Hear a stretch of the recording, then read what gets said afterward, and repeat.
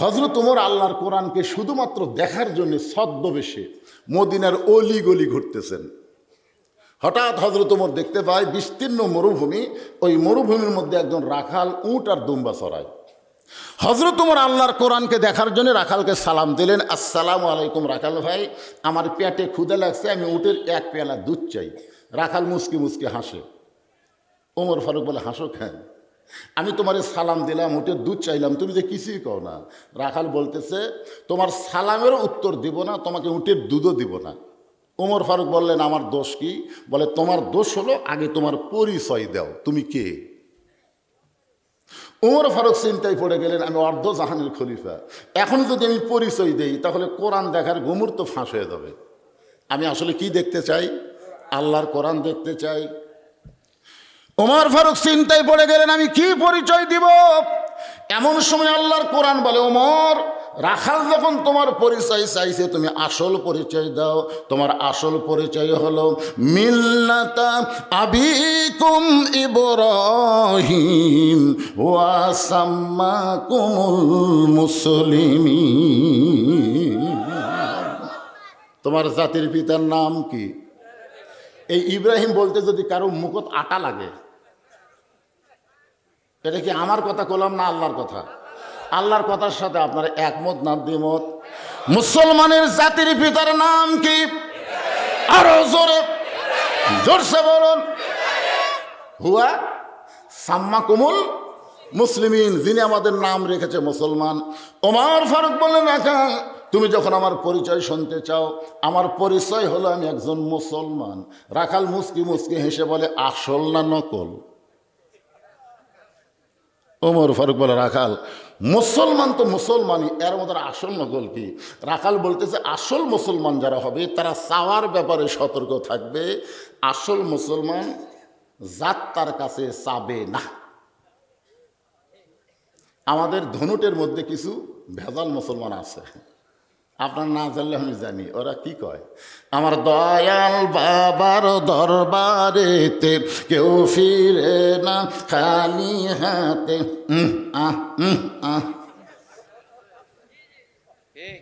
নাই? আপনারা বলেন তো, কেউ যদি বলে আমার দয়াল বাবার দরবারেতে কেউ ফিরে না খালি হাতে, এটা তাওহীদ না শিরক? জোরে বলেন। আসল মুসলমান যারা হবে, দরকার হলে ফাঁসির মঞ্চে যাবে, কিন্তু রাষ্ট্রপতির কাছে বাঁচার দরখাস্ত লিখবে না। এরকম কিছু মুসলমানকে আমরা বাংলার জমিনে দেখতে পাইছি। ধরে কোন কথা ঠিক কিনা? আসল মুসলমানের কাছে জীবনের দাম বেশি না ইমানের দাম বেশি? আপনাদের কাছে কোনটার দাম বেশি? অনেকে বলে, হুজুর জীবন বাঁচান ফরজ, হুজুর জীবন বাঁচান বলে ফরজ। যখন হাসিনা ছিল তখন আমার বউ আমাকে বলতেছিল, কোথায় ওয়াজ করবে যাবেন? আপনাকে ধনুর শেরপুরের কথা তো আমি মুখও টানবারই পারিনি, মানে আমাকে একেবারে নিষিদ্ধ করে দিল, এর মধ্যে ঢোকাই যাবি না। তো আমার বউ যখন বলতাম, আমি তখন বলতাম অমুক জায়গায় যাচ্ছি, তো বলে দেখাশোনা ওয়াজ করবেন, দেখাশোনা ওয়াজ করবেন, খালি কানার মতন গান ওয়াজ করেন না। আমি কি দেখবো? বলে দেখবেন পুলিশের গাড়ি, র্যাবের গাড়ি, সরকারের কোনো ক্যাডার আশেপাশে আছে কিনা, এগুলো যদি থাকে তাহলে তেল তেলা ওয়াজ করে বাড়িতে আসবেন। খবরদার এই বুড়া বয়সে তারা ধরা পড়েন না। আমি করলাম, বৌরে তুমি খালি পুলিশের কথা বলো, র্যাবের কথা বলো, কিন্তু যারা প্রকৃত ইমানদার হবে তারা র্যাব পুলিশের চিন্তা করবে না, তারা আজরাইল ধরার চিন্তা করবে। ধরে কোন কথা ঠিক না? আপনারা বলেন তো, 15.5 বছর আমরা আজরাইল ধরার চিন্তা করছি, খালি পুলিশ। আজকে পুলিশ ঘুরতেছে, পুলিশ আমার সাথে মুসাফা করলে আসার সময় আমি পুলিশও গুরুত্বই দিল না। খালি এটা যদি হাসিনার সময় হতো, ওরে বাবা রে, আমি হাসিনার সময় একটা পুলিশ সার করে গেছি, স্যার পুলিশ কনস্টেবল, স্যার কেমন আছেন? পুলিশ জীবত খবর থাকে, হুজুর আপনি কি করলেন? ভয় পাচ্ছি বা ভয় রে। হ্যাঁ, আজরাইল ধরার কথা আমরা ভুলেই গেছি না। সবসময় চিন্তা হচ্ছে পুলিশ যেন না ধরে, র্যাব যেন না ধরে, কিন্তু প্রকৃত ইমানদার র্যাব পুলিশ ধরার চিন্তা করবে না, চিন্তা করবে আজরাইল ধরা। ধরে বলেন কথা ঠিক? ওমর ফারুক চোখের পানি বের করে বলে রাখাল মুসলমান তো মুসলমান, এর মধ্যে আসল নকল কি? রাখাল বলতেছে আসল মুসলমান যারা হবে তারা চাওয়ার ব্যাপারে সতর্ক থাকবে। তুমি দুধ চাইছো কার কাছে? উমরের চোখ দিয়ে দর দর করে পানি পড়তেছে। আল্লাহ, তোমার কোরআন যখন দুনিয়াতে চালু থাকবে, উমর যদি ভুল করে একটা রাখাল পর্যন্ত ভুল ধরবার পারবে। ধরে কোন সুবহানাল্লাহ। আপনারা বলেন তো, আপনাদের মসজিদে আল্লাহর কোরআনের আইন আছে না নাই? ইমাম সাহেব যদি আসরের 4 রাকাত নামাজে 3 রাকাতে বসে, আসরের বৈঠক কয়টা? 2টা। একটা হলো 2 রাকাত, একটা হলো 4 রাকাত। কিন্তু ইমাম সাহেব 3 রাকাতে বসে গেছে, সামনে কাতারের মুসল্লির খেয়ালই নেই। কিন্তু দ্বিতীয় কাতারে এক অটো ভ্যান চড়ায়, ওই চিন্তা করে কে রে 2 রাকাতের পরে বসা, 4 রাকাতের পরে বসা, হুজুর যে 3 রাকাত বসলো। এইটা মনে করি ভ্যান আল্লাহ আকবার, যে আল্লাহ আকবার কইছে, ইমাম মনে মনে কয় তুই যতই লোক না দে, আমি 41 সালের আগে উঠবো না। এই মনে করি ইমাম যদি স্বৈরাচারী হয়ে বসাই থাকে, আপনারা বলেন তো মসজিদের মুসল্লি ইমামের পক্ষে যাবে না ভ্যানালার পক্ষে যাবে? কেন যাবে? কারণ মসজিদে কোনো ইমামের বাপের আইন চলে না, মসজিদে আল্লাহর আইন চলে।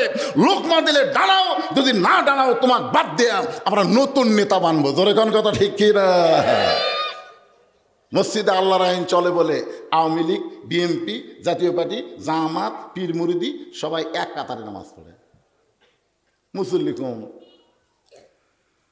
সবাই দেখতেছে, বেড়া করি দল, ভিতরে উঠে এক কাতার। আওয়ামী লীগ যদি 4 আঙ্গুল সামনে যায়, বিএনপি হাত ধরে টানতেছে। কি খেয়াল কর, সামনে যাস করে।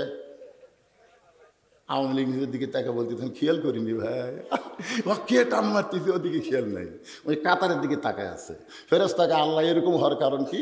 আল্লাহ বলতেছে বাহিরে 40 দল 20 দল আর ভিতরে এক কাতার। কারণ আল্লাহর ঘরের মধ্যে মানুষের কোনো রাজনীতি চলবে না, একমাত্র নীতি চলবে কার?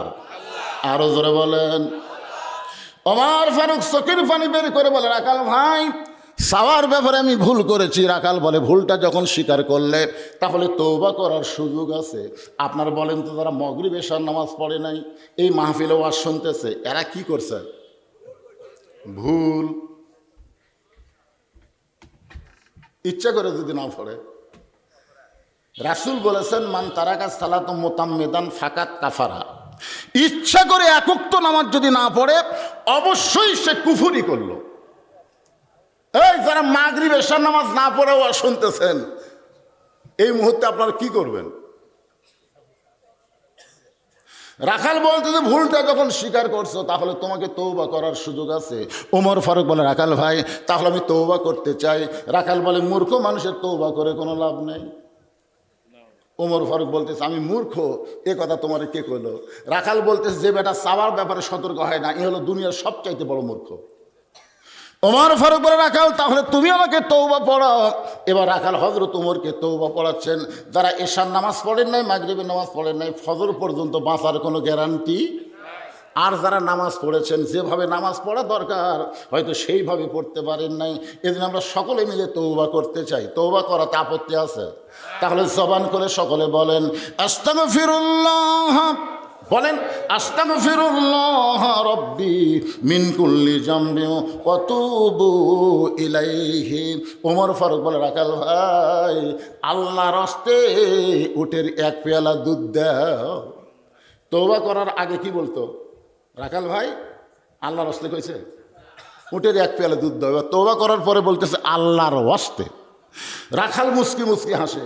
ওমর ফারুক বলে রাখাল আবার হাসলে কেন? রাখাল বলে তওবা করার পরে তুমি আবার মুনাফিকি করলে। যেই কইছে মুনাফিক, ওমর ফারুকের চেহারা রক্তের মতো লাল হয়ে, এই রাখাল মুখে যা আসে তাই বলিস কেন? রাখাল বলতেছে মিয়া এত রাগ করছো কেন? লিমা তাকুলু মা লা তাফালুন, তোমার মুখের কথার সাথে মনের মিল নেই। তুমি সত্যি করে বলো তো আমি কি উটের মালিক? আমি যদি উটের মালিক হইতাম তুমি আমাকে রাখাল কইলা কেন? আর যখনই তুমি আমাকে রাখাল বলছো তখন তোমার মন বলতেছে আমি উটের মালিক না। আর মালিক বাদ দেয়া রাখালের কাছে কেউ যে আল্লাহর রাস্তে চায় এরপরও রাখাল দিবার পারবে? যার প্রমাণ আমি নিজে। আমি পাবনার বাইকোলার শেষ থেকে কেবল নামছি, ইতিমধ্যে 1 লোক দৌড়ে এসে হাতের মধ্যে চকচকা টেকা দিয়ে হুজুর দোয়া করেন। তো টাকা দেখে আমার লোভ হলো, পকেটে থুয়ে বলি কি ধোয়া, বলে হুজুর আমার বইয়ের পেটে বাচ্চা হয়েছে, আল্লাহ যেন একটা পুত্র দেয়। যেই কয়েছে বইয়ের পেটে বাচ্চা হয়েছে আল্লাহ যেন একটা পুত্র দেয়, তখন আমি চিন্তা করে দেখলাম আমি 3টা মেয়ের বাপ, আমার দোয়া দিয়ে যদি পুত্র হয় তাহলে আমার বইয়ের পেটেই তো হতো। জানে না বলে আমার কাছে দোয়া আছে, আমি পকেট থেকে 200 টাকা বের করে দিয়ে দিলাম। বলে হুজুর আমি তো দোয়া চাই, টাকা চাই না। আমি বললাম পাগলা তুইও যা আমিও চাই, আমি 3 মেয়ের বাপ রে, আমার দোয়া দিয়ে যদি পুত্র হতো আল্লাহ আমাকে একটা দিত। আমার দোয়া দিয়ে যদি আমার বইয়ের পেটের বাচ্চা পুত্র না হয়, তোর বইয়ের হবে? তাহলে হুজুর তারা আপনি টাকা আপনি নেন, আমার নাম দেন। ওরে যে 100 টাকা দিছি মারতেছে দৌড়, আমি কোথায় যাবে? বলে ওই হুজুরের কাছে যাবো যার বেটা সওয়াল আছে। আমি বললাম কোনো হুজুর না, কোনো পীর না, কোনো বাবা না, বাবার যদি চাও তাহলে মালিকের কাছে চাও। রাখাল বলে পথিক সত্যিই যদি ওটের 1 পেয়ালা দুধ আল্লাহর হস্তে চাও তাহলে এখান থেকে মালিকের বাড়ি হলো 10 মাইল দূরে। ওই মালিকের বাড়ির দরজা দিয়ে বলে মালিক তোমার রাখাল উট আর দুম্বা চড়ায়, তুমি মালিক যদি হুকুম দাও তাহলে রাখাল আল্লাহর হস্তে ওটের 1 পেয়ালা দুধ দিবে। ওমর ফারুক বলে রাখাল ভাই অত দূর কষ্ট করে মালিকের বাড়ি যাওয়ার দরকার নাই, বরং তোমাকে 2টা টাকা দিলাম, এই 2টা টাকার বিনিময়ে তুমি ওটের 1 পেয়ালা দুধ দাও। রাখাল চিল্লায় বলে পথিক তুমি হযরত উমরকে চিনো? সুবহানাল্লাহ বলেন। রাখাল উমর ফারুককে বলতেছেন পথিক তুমি হযরত উমরকে চিনো? যদি উমরকে চিনতা এরকম বেসাইজা প্রস্তাব দিতা না। উমরের গুপ্ত বাহিনী যদি দূর থেকে দেখ পারবাই তুমি আমাকে 2 টাকা ঘুষ দিছা, কয় টাকা?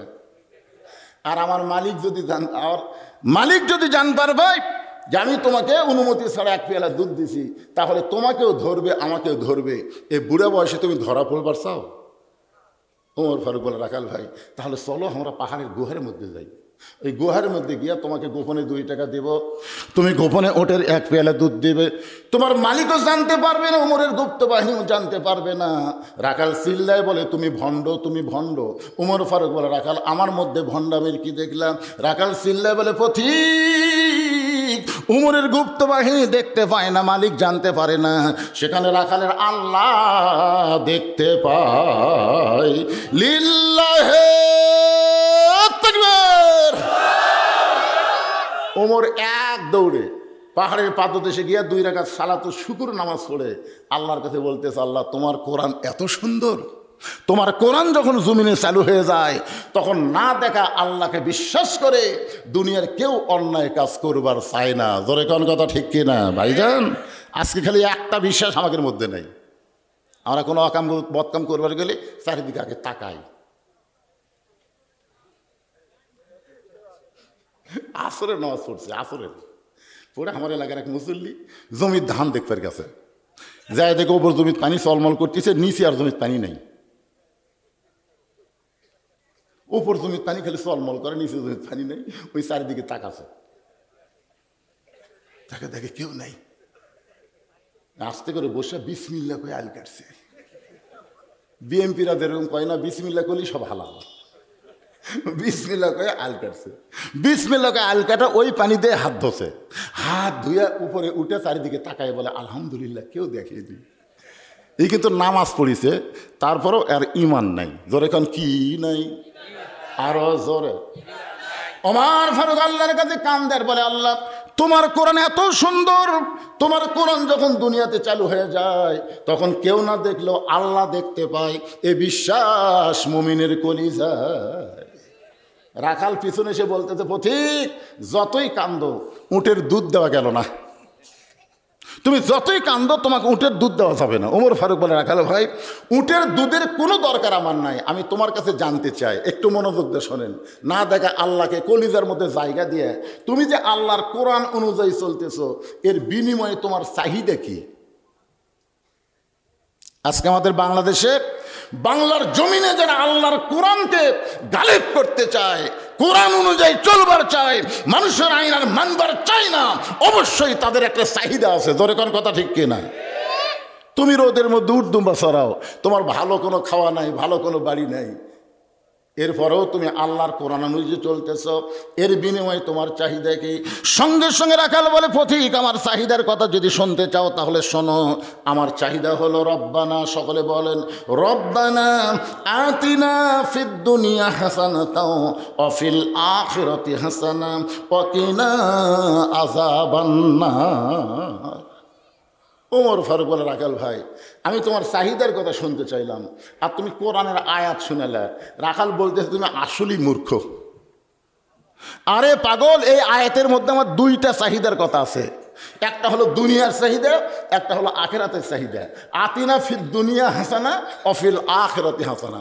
দুনিয়ার চাহিদা হলো মহামানব হযরত উমরকে আমি এক নজর দেখতে চাই। আমার দুনিয়ার চাহিদা হলো যে উমর আল্লাহর কোরআনতে রাষ্ট্র চালায়, সেই উমরকে যদি একটাবার দেখতে পাইতাম তাহলে দুনিয়ার চাহিদা আল্লাহ আমার পুরা করত। আমার 2 নম্বর চাহিদা হলো আমি রাখাল যখন মরে যাব, অধম রাখালকে আল্লাহ যেন জান্নাত দেয়। ওমর ফারুক দৌড়ে এসে রাখালের হাতটা আমার দিকে তাকান, এভাবে খফ করে ধরছে, ধরে 3টা চুমা খাচ্ছে। রাখাল বলে, পাগল নাকি, আমার ঘামা হাতে 3বার চুমা খেলে। উমর ফারুক বলে, রাখাল ভাই তোমার 2 নম্বর চাহিদা আল্লাহ পুরা করছে, মরার সঙ্গে সঙ্গেই আল্লাহ তোমাকে জান্নাত দিয়ে দিবে। আপনারা সুবহানাল্লাহ করছেন কিন্তু রাখাল সুবহানাল্লাহ কয় না। উমর ফারুক বলে, রাখাল মরার সঙ্গে সঙ্গে আল্লাহ তোমাকে জান্নাত দিবে, রাখাল সুবহানাল্লাহ কয় না। এমন সময় উমর ফারুক কোরআন থেকে তেলাওয়াত করলেন, ইন্নাল্লাযীনা ক্বালু রাব্বুনাল্লাহু সুম্মা ইসতাকামু তাতানাজ্জালু আলাইহিমুল মালায়েকা আল্লা তাখাফু ওয়া লা তাহজানু ওয়া আবশিরু বিল জান্নাতিল্লাতী কুনতুম তুআদুন। এরপরেও রাখাল সুবহানাল্লাহ কয় না। উমর ফারুক বলে, কে রে রাখাল, এই মরার পরে আল্লাহ তোকে জান্নাত দিবে, সুবহানাল্লাহ কইস না কেন? রাখাল বলতেছে, মরার পরে আল্লাহ জান্নাত দিবে, এটা তো বাকি কথা ভাই। মরার পরে জান্নাত, এটা হলো বাকি কথা। জোরে কোন কি কথা? কিন্তু নগদ কথা হলো হযরত উমরকে এক নজর দেখতে পাবো। এই কথা বলতে তোমার কোন জায়গাত বাজে? আপনারা বলেন তো নগদ কি? নগদ হচ্ছে ভালো একজন নেতা। উমর ফারুক কি নেতা? বাংলাদেশের নগদ কি? মরার পরে জান্নাত, এটা পরের কথা। কিন্তু একজন ভালো নেতা আমাদের বাংলাদেশে দেখার দরকার আছে না নাই? জোরে কোন আছে? কথা বলার দরকার আছে না নাই?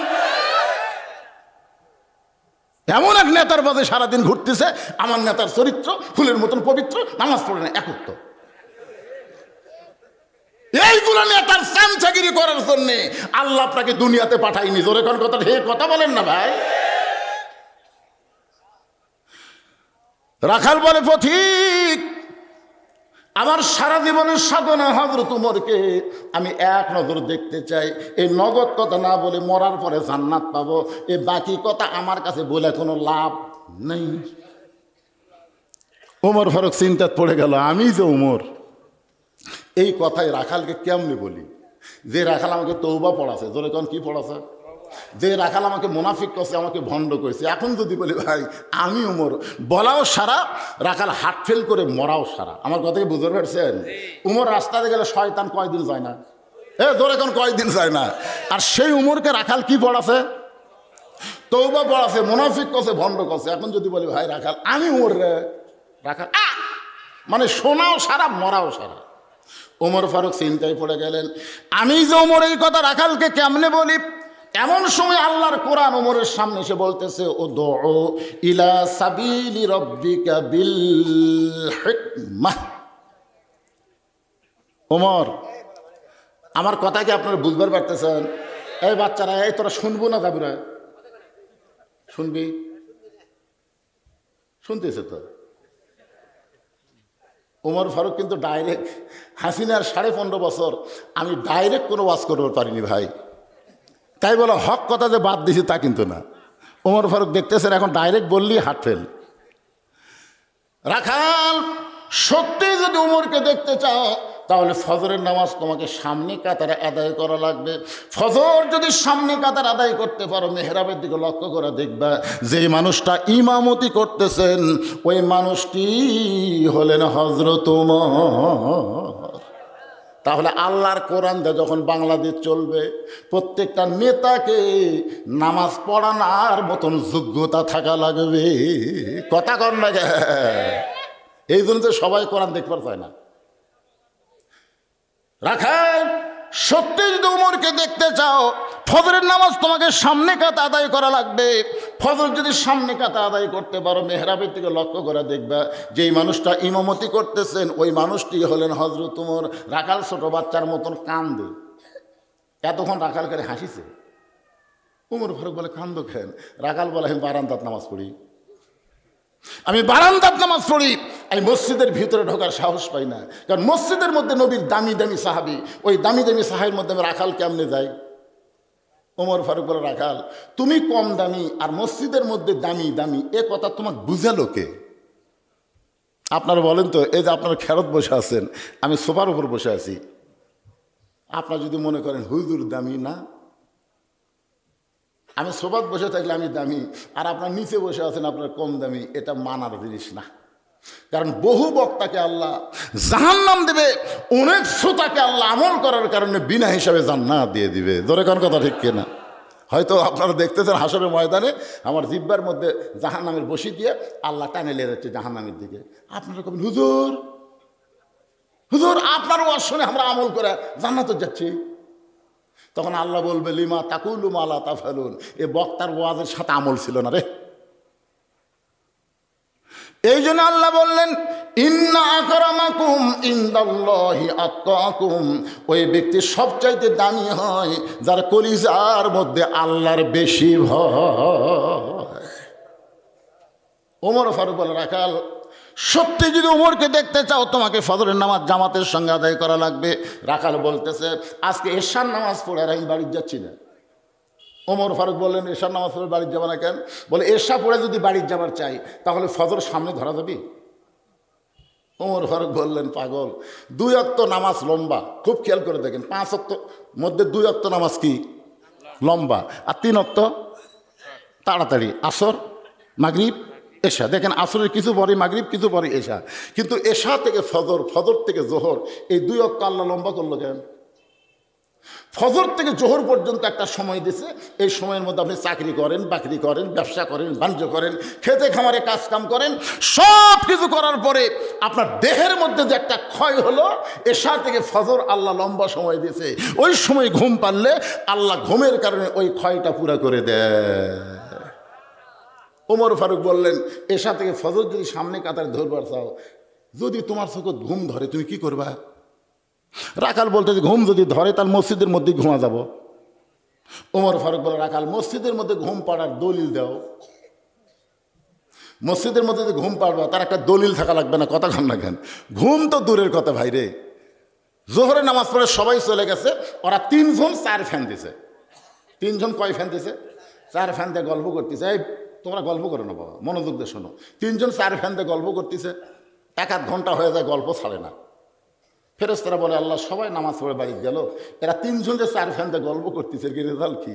আল্লাহ বলতেছে, গল্প করার সময় মাথার উপর যে ফ্যান ঘুরিছে, এই কারেন্টের বিল এই 3 জন না দেওয়া পর্যন্ত জান্নাতে যাওয়ার পারবে না। কারণ মসজিদের বাপের ঘর না, ইচ্ছা মতো ফ্যান ঘুরাবি। জোরে কোন কথা ঠিক? কথা কন। ফাইজা কুদিয়াতিস সালাতু ফান্তাশিরু ফিল আরদ, নামাজ হয়ে গেলে মসজিদ থেকে বের হওয়ার হুকুম কার? আরো জোরে বলেন, হুকুম কার? একটু মনোযোগ দিয়ে শুনবেন। ওমর ফারুক বললেন, রাখাল আজানের গুরুত্ব দিও।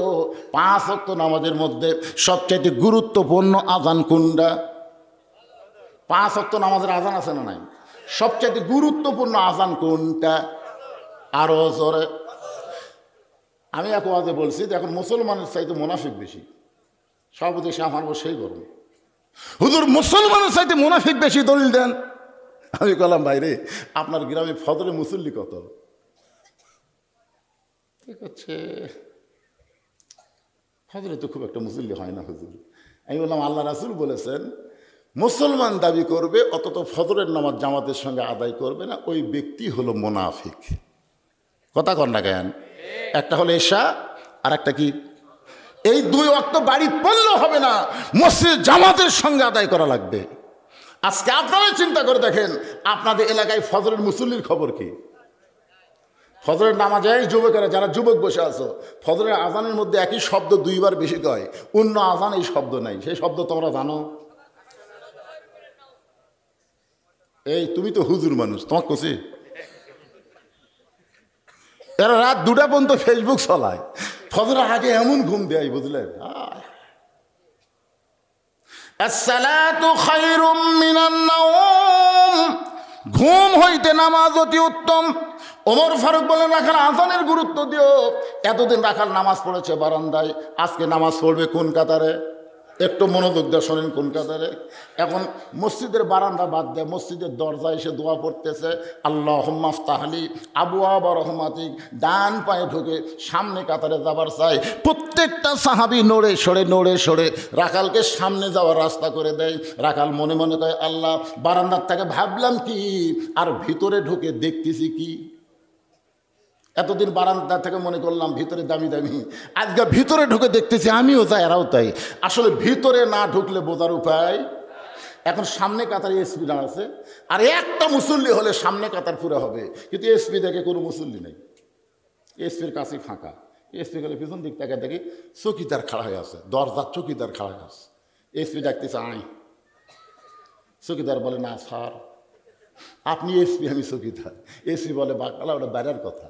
তুই চকিদার, আমি এসপি, এটা হলো বাইরের কথা, ভিতরের কথা ভিন্ন, আয়। এরপরে চকিদার যখন আসে না, এসপি কাতার ছাড়িয়ে যায়, চকিদার হাত ধরে ডাকি, তুই যাস না গে, আয়। এখানে কাছে লিয়ে দেয়, বলতেছে, আমার পায়ের গোড়ালির সঙ্গে গোড়ালি মিল করে দাঁড়া। চকিদার এসপির কাছে খাড়ায় বলতেছে, স্যার, যদি গোড়ালি লাগে, আরে পাগলা, আমরা 2 ভাই, অসুবিধা নেই। চকিদার কান্দের কয়, আল্লাহ, ভিতরে এত শান্তি, এটা বেড়া থাকলে তো বোঝা যায় না। এই জন্য প্রত্যেকটা মুসলমান ভাই ভাই, এটা নামাজের জামাতের মাধ্যমে বোঝার উপায়। ধরে কোন কথা ঠিক কে না? রাখাল যাইতে যাইতে সামনে কাতারে, একেবারে সামনে কাতারে মেহরাব বরাবর ফজরের 2 রাকাত সুন্নত নামাজ পড়ে চুপটি করে বসে আছেন। এখান থেকে খুবই গুরুত্বপূর্ণ কথা, মনোযোগ না দিলে বুঝতে পারবেন না। ফজরের ফরজের আগে 2 রাকাত সুন্নত আছে না নাই? আপনারা বলেন তো, 2 রাকাত সুন্নত নামাজ পড়লে কত সওয়াব জানেন না? সর্বসাকল্যে 12 রাকাত সুন্নত পড়াই লাগবে। জোহরের নামাজের মধ্যে 6 রাকাত, জোরে কোন কয় রাকাত? আগে 4, পরে 2, মাগরিবের পরে 2, এশার পরে 2, আর ফজরের আগে হলো 2 রাকাত। ফজরের আগে 2 রাকাত সুন্নতের এত দাম বেশি, আসমান জমিন বিক্রি করলেও তার সমান হবে না। জোরে কোন সুবহানাল্লাহ। রাখাল ফজরের 2 রাকাত সুন্নত নামাজ পড়ে চুপটি করে বসে আছে সামনে কাতারে। এই যে, বাবা, তোর কি আবার কি হলো রে? মানুষ বিরক্ত হয় তো, চুপটি করে বসে আছে। এমন সময় একজন সাহাবী মসজিদের মধ্যে ঢুকে দেখে জায়গা নাই। সে সাহাবীর নাম হলো ওসমান গনি। জোরে কোন কি? ওসমান গনি ঢুকে দেখে, কে আমার জায়গাত কে বসে আছে? মানে ওই জায়গাটা হলো ওসমান গনির জায়গা। সেই জায়গাতে একজন লোক বসে আছে। বলেন, যিনি বসে আছে ঠিক কে? ওসমান গনি চিন্তা করে, আমার জায়গা। আমরা সবাই জানি মসজিদের মধ্যে শুধু একজনের জায়গা নির্দিষ্ট, ইমামের জায়গা। ধরে কোন কার জায়গা? কিন্তু ওসমান গনি কোন যোগ্যতায় বলতেছে আমার জায়গা? বলার পিছনে কারণ হলো আল্লাহ নবী। আল্লাহ নবী বলেছেন, আমি যখন ইমামতি করব, আমি বরাবর যিনি পিছনে দাঁড়াবে তার নাম হলো আবু বকর। আবু বকর যখন ইমামতি করবে, আবু বকর বরাবর যিনি পিছনে দাঁড়াবে তার নাম হলো উমর। উমর যখন ইমামতি করবে, উমর বরাবর পিছনে যিনি দাঁড়াবে তার নাম হলো ওসমান। ওসমান যখন ইমাম হবে, ওসমান বরাবর পিছনে যিনি দাঁড়াবে তার নাম হলো আলী। আবার আলী যখন ইমামতি করবে, আলী বরাবর পিছনে, নবী কারো নাম কয় না। সাহেব বললেন, হুজুর, হয়তো আলী যখন ইমামতি করবে, আলী বরাবর পেছনে কে দাঁড়াবে? সঙ্গে সঙ্গে নবী বললেন, মা ইয়ান্তিকু আনিল হাওয়া ইন হুয়া ইল্লা ওয়াহয়ুহা। আমি নবী বলতে পারি না যতক্ষণ আল্লাহ না বলায়। এ আলী পর্যন্ত হলো খোলাফায়ে রাশিদিন। জোরে কোন সুবহানাল্লাহ। আপনার বলেন তো, ওসমান গনি নবীর সাহাবীদের মধ্যে নরম না গরম? খালি নরম না, সরমও বেশি। আল হায়াউন ওসমান। ওসমান গনি এসে দেখে রাখালের পাশে ফাঁকা জায়গা আছে, এই ফাঁকা জায়গার মধ্যে ফজরের 2 রাকাত সুন্নত পড়ে রাখালের দিকে 3 বার তাকাছে। জোরে কোন কয়বার? 3 বার তাকানোর কারণ হলো কোনো দিনও দেখেনি, কিন্তু তার শরম কম, তাই তো এক দেখাতেই কাম সারবি। যে মরদ মানুষের শরম কম, মেয়ে মানুষের দিকে কিভাবে তাকায়? কার বউ রে? আর তারকে শরম, মানে চোখ পড়ার সামনে হাতেই আর শরম ওকে নিম্নগামী করে দেয়। মুমিনদের জন্য কি কুল্লিল মুমিনিনা ইয়াগুদ্দু মিন আবসারিহিম। ওসমান গনি রাখালের দিকে 3 বার তাকাইস। আপনার বলেন তো, একটা মূর্খ মানুষের দিকে যদি বারবার কেউ তাকায়, ওই মূর্খ মানুষ খুশি হয় না রাগ করে? ওসমান গনি 3 বার তাকানোর কারণে রাখাল লাভ ধরছে, এই মিয়া বারবার আমার দিকে তাকাস কেন? ওসমান গনি কাঁপতে কাঁপতে বলতেছে, ভাইজান পুরোদিন আপনার সামনে কাতারে দেখি নাই, আজকে দেখছি, দেখে 3 বার তাকাইছি। আপনার পরিচয় কি? বলে, আমার পরিচয় হলাম একজন রাখাল। যেই কইছে রাখাল, ওসমান গনি মুচকি মুচকি হাসতেছে। ওসমান গনি মুচকি মুচকি হাসার কারণ হলো, রাখাল যারা হবে তাদের ভাষা নরম হলে হবে না, রাখালের ভাষা মাঝে মধ্যে গরম হওয়া লাগবে। সরাল্লাখন না জ্ঞান। রাসূল বলেছেন, প্রত্যেকটা অভিভাবককে আল্লাহ তাআলা রাখালের দায়িত্ব দিয়ে দুনিয়াতে প্রেরণ করছে। এখন আপনারা চিন্তা করতেছেন, হুজুর আমার তো গরু নাই, ছাগল নাই, আমি কিসে রাখালি করব? আপনি চোখ বন্ধ করে দেখেন, আছে আপনার বাড়িতে 50 বছরের একটা গাভী আছে, আপনার বাড়িতে 22 বছরের একটা আড়িয়া আছে, আপনার বাড়িতে 17 বছরের একটা বকনা আছে। গাভী মানে আপনার বউ, আড়িয়া মানে আপনার ছেলে, বকনা মানে আপনার মেয়ে। আপনার বলেন তো, এই 3টার উপরে আপনার রাখালি করার দায়িত্ব আছে না নাই? কথা কন না কেন ভাইজান? আপনি সামনে কাতারে এশার নামাজ পড়লেন, সামনে কাতারে এশার নামাজ পড়ে মনে মনে ভাবতেছেন, আমার মতন নামাজে কে আছে রে? কিন্তু বাড়ির দরজা যে আইছেন, আপনার ঘরের ভিতর থেকে হরি হরি হরি হরি লো লো লো লো লো। কিন্তু আমি মুসলমান, আমার ঘরের মধ্যে হরি হরি লো কি? বাড়ির মধ্যে ঢুকে দেখেন আপনার ম্যাডাম, আপনার বউ ভারতের স্টার জলসা জি বাংলা দেখতেছে। এখন আপনারা বলেন, আপনার বউ যদি ভারতের জি বাংলা স্টার জলসা দেখে, আপনার রাখালি করার দরকার আছে না নাই? আপনি কি রাখালি করবেন? কি এই পিছনে কি আছে রে? কুত্তা ভেবেও করে, আর কিছুই করে না। এবারে না, মাহফিলের কোনো ভলেন্টিয়ার নাই, পিছনে কুত্তা। এই রাত এই উঠলো রে,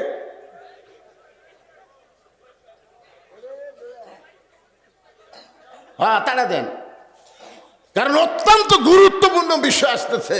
এখন কুকুরের মধ্যে শয়তান থাকে, শয়তান বলে এই সময় কাউ না করলে তারা বুঝা পারে কাম।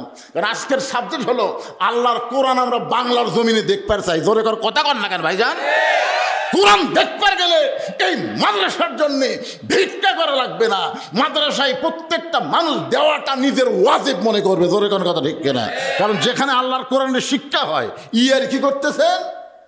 এই মাদ্রাসা হলো অত্র এলাকার জন্যে গজব আযাব নিরসন করার একটা প্রতিষ্ঠান। জোরে কোন সুবহানাল্লাহ। এক অত্যন্ত গুরুত্বপূর্ণ সাবজেক্ট, মনোযোগ দিয়ে শোনেন। কুত্তা সাইড দিয়ে আসবার দেবেন না। কি বলতেছিলাম? ওমর দেখার জন্য রাখাল সামনে কাতারে, আর ওসমান গনি যখনই শুনেছে এটা রাখাল, সঙ্গে সঙ্গে রাখালের দায়িত্ব হলো। আমি বউয়ের কথা বলতেছিলাম, এখন বউকে আপনি কি করবেন? ওই রিমোট কন্ট্রোল হাতে নিয়ে টিভি বন্ধ করে দিবেন। টিভি বন্ধ করে দিয়ে আপনি বউকে বুঝাবেন, তুই যে ভারতের চ্যানেল দেখতেছিস, তুই কি জানিস এই ভারতকে? এই ভারত আমাদের 400 বছরের বাবরি মসজিদ ভাঙ্গা ওই জায়গায় রাম মন্দির তৈরি করেছে। রাম মন্দির বানানোর বহু ফাঁকা জায়গা আছে, কিন্তু ফাঁকা জায়গায় রাম মন্দির তৈরি না করে বাবরি মসজিদ ভাঙ্গা ওই জায়গায় রাম মন্দির বানালো। যে ভারত মসজিদ ভাঙ্গা মন্দির বানায়, ওই ভারতের কোনো চ্যানেল মুসলমানের ঘরে চলবে না। আজ থেকে ভারত বয়কট, ভারত আরো জোরে, জোরসে বলুন, জোর হলো না। ভারত তো আমাকে চিনি বন্ধ করে দিছে, আলু বন্ধ করে দিছে, পেঁয়াজ বন্ধ করে দিছে, আমাকে কি হসা? এক সময় ভারত কি করেছিল? আমরা চিনি বন্ধ করে দিলে, পেঁয়াজ বন্ধ করে দিলে, আলু বন্ধ করে দিলে, বাংলাদেশকে হালু বলে করবি, খাবি কি? আরে পাগল, ভারত বন্ধ করে দিলে কি হবে? ওমা মিন দাব্বাতিন ফিল আরদি ইল্লা আলাল্লাহি রিজকুহা। ভারত আমাদের রেজেক দাতা না, আল্লাহ আমাদের রেজেক দাতা। জোরে কোন কথা ঠিক? মাঝে মধ্যে ভারত গরম হয়, এই হাসিনা ফাঁসি দেওয়ার পর থেকে আর বেশি গরম হচ্ছে। যতই গরম হয় কাম হবি না। বাংলার মুসলমান আল্লাহ ছাড়া কাউকে পরোয়া করে না। জোরে কোন কথা কথা কন্যান ভাই। আমার এক ভাই ঘোষক বললেন যে বাউল আবুল সরকার আল্লাহ সম্পর্কে বলেছে আল্লাহ নাকি আগামাতা নাই, ওই আরো খারাপ করে বলেছে। জোরে কোন কথা ঠিক কিনা? বাংলাদেশের বহু নেতা বুদ্ধিজীবী ওর পক্ষ নিছে, আর আমাকে বলতেছে তৌহিদি জনতা এরা নাকি ধর্ম অন্ধ। আমরা বলে ধর্ম অন্ধ, খালি চাপাত লাগতেন দরকার। কথা কন না, কথা কন না। নাস্তিকের বাচ্চা, শালা নাস্তিকেরা শোনেন, এই মুসলমানের দেশে আল্লাহর কোরআন আমরা দেখবার চাই। সেই কোরআনটা কি বোঝানোর জন্য আপনাদের সামনে এত দূর দিয়ে আমি ওয়াজ করে বোঝানোর চেষ্টা করতেছি। ওসমান গনি মুসকি মুসকি হাসতেছে, কারণ রাখালের দায়িত্ব। রাখাল সবসময় নরম খাওয়া লাগবে না, রাখালকে গরম হওয়া লাগবে। এখন দেখেন তো আপনার বাড়িতে 22 বছরের একটা আইডিয়া আছে। আইডিয়া মানে বেটা, আপনি সামনে নামাজ পড়েন, বেটার খবর কি? আজান শোনার আগে আসলো 3.5 হাত, ফজরে আজান শোনার আগে আপনার ছেলে 3.5 হাত আসলো। যে আজান শুরু হয়ে গেছে ওই আজান শুনবি না, ল্যাপ দিছে মাথার ওপর। এখন পাও বার হচ্ছে, পাও টানে বুকের কাছে দিয়ে যাচ্ছে। আপনি জানলাতে তাকায় দেখছেন কে আমার ছেলে গেল কোথায়? মাথাও নেই, পাও নেই, মনে হয় চাউলের বস্তা ঢাকা তো। আপনি বাবা আস্তে আস্তে ঘরের মধ্যে যান, বিলাই যেমন ইন্দুর ধরে আস্তে আস্তে যায় ল্যাপ টানতে দেখেন ল্যাপের নিচে আপনার বেটার সাইজ আর সকালবেলা সাইড থেকে কুত্তের সাইজ একই সাইজ। তো আপনার ছেলে কুত্তার আমল করতেছে, আপনি বাবা হিসাবে কিছুই বলবেন না? কিছু রাখালি করার দরকার আছে না নাই? দরকার আছে না নাই? 17 বছরের একটা মেয়ে হাইল পরে কিলকিল করে গোটা পাড়া ঘুরতেছে। আপনার বাবা হিসাবে কি রাখালি করতে হবে? নবীর মেয়ের বয়স মাত্র 9 বছর, ফাতেমার বয়স হলো মাত্র কয় বছর? মাত্র 9 বছরের ছোট্ট মেয়ে ঘরের মধ্যে বসে হাতের মধ্যে চুরি দিয়া মুসকি মুসকি হাসতেছে। এ দৃশ্য নবী দেখার পরে আর ঘরের মধ্যে ঢুকলেন না। ফাতেমা দেখতে পাইলেন বাবা ঘরের মধ্যে ঢুকতে চাইয়া পা না দিয়া কেন বাইরে গেলেন। বারান্দায় গিয়ে তাকায় দেখে নবীর চোখটা দর দর করে পানি পড়তেছে। ফাতেমা হাঁটু গেড়ে বসে বললেন, বাবা কি দুঃখ মনে করে এমন করে কাঁদতেছেন? রাসূল বলে, ফাতেমা যে দুনিয়াতে সাজবে মা, আল্লাহ তার আখিরাতের শ্বাস কমায় দিবে। সঙ্গে সঙ্গে ফাতেমা হাতের দুটা চুরি খুলে মাটির ফাইলা দেয়। যেই মাত্র চুরি খুলে মাটির ফাইলা দিছে, নবী দৌড়ে গিয়ে চুরি 2টা করে জামার পকেটের মধ্যে ঢুকাই। ফাতেমা বললেন, বাবা যেই চুরি হাতে দেওয়ার কারণে আপনি ঘরের মধ্যে ঢুকলেন না, বারান্দায় কান্না শুরু করে দিলেন, সেই চুরি ফাইলা দিলাম। আপনি এমন করে কেন কাঁদতেছেন বাবা? আপনি কেন চুরি করে পকেটের মধ্যে ঢুকাইলেন? রাসূল বলেন, ফাতেমা তুই আয় আমার কাছে আয়। ফাতেমা যেই মাত্র নবীর কাছে আইছে, নবী কপালে একটা চুমা দিয়ে বলতেছে, মা একদিন তোর নাকে নাক ফুল পরানো হবে, একদিন তোর কানে দুল পরানো হবে, একদিন তোর গলাত মালা পরানো হবে। ফাতেমা বললেন, কবে কবে? আল্লাহ রাসূল বললেন, যেদিন তোমার বিবাহ হবে। ও ফাতেমা, মেয়েরা কেবলমাত্র এক পুরুষের জন্য সাজতে পারবে, সেই পুরুষ যদি তার স্বামী হয়। স্বামী ছাড়া অন্য কোনো পুরুষের জন্যে নারীদের সাজা জায়েজ নয়। ফাতেমা কখনোই মনে করবে না তোমার বাবা বিশ্ব নবী বলে আল্লাহ তোমাকে জান্নাত দিবে, এটা কখনোই মনে করবে না। জান্নাতে যদি যাবার চাও, জান্নাতের আমল করে তোমাকে জান্নাতে যাইতে হবে। ফাতেমা বলে, বাবা মেয়েদের জন্য জান্নাতের আমল কি? রাসূল বললেন, মাত্র 4টা আমল করবা মা। 1 নম্বর হলো 5 ওয়াক্ত নামাজ, 2 নম্বর রমজান মাসে রোজা করবা, 3 নম্বর বিয়ে হলে স্বামীর খেদমত করা লাগবে, 4 নম্বর সতীত্বের হেফাজত পর্দা করা লাগবে। আল্লাহ নবী বলেন, ফাতেমা 5 ওয়াক্ত নামাজ পড়লেই হবে, 24 ঘন্টা নামাজ পড়া লাগবে না। 24 ঘন্টার মধ্যে 5 বার নামাজ পড়বা, নামাজের হক আদায় হবে। ও ফাতেমা 12 মাস রোজা করা লাগবে না, 1টা মাস রোজা করবা, রোজার হক আল্লাহ আদায় করে দিবে। ফাতেমার স্বামীর খেদমত সব সময় করা লাগবে না, স্বামী যখন খেদমত চাবে তখন খেদমত করবা। কিন্তু সতীত্বের হেফাজত পর্দা করা ফাতেমা, এইটার কোনো সময় নাই। এইটা নারীদের জন্য আল্লাহ সব সময় ফরজ করে দিয়েছে। ফাতেমার কাছে একটা ওড়না ছিল, এই অন্যটা টান দিয়ে মাথায় দিয়ে বললেন, বাবা এই মুহূর্তে আমি পর্দার মধ্যে ঢুকে গেলাম, বাবা এই মুহূর্তে আমি পর্দার মধ্যে ঢুকে গেলাম, আপনাকে সাক্ষী রেখে আল্লাহর কাছে ওয়াদা করলাম এই ফাতেমা আর পর্দার বাহিরে থাকবে না।